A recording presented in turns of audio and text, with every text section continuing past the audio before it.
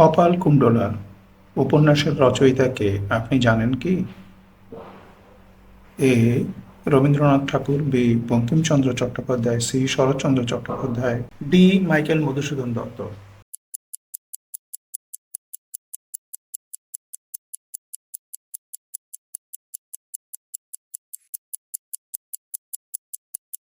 সঠিক উত্তর বঙ্কিমচন্দ্র চট্টোপাধ্যায়।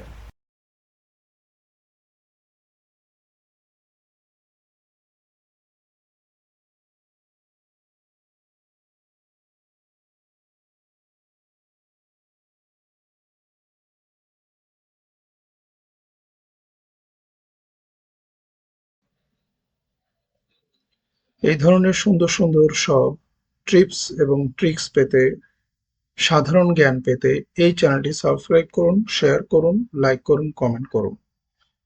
ধন্যবাদ সবাইকে।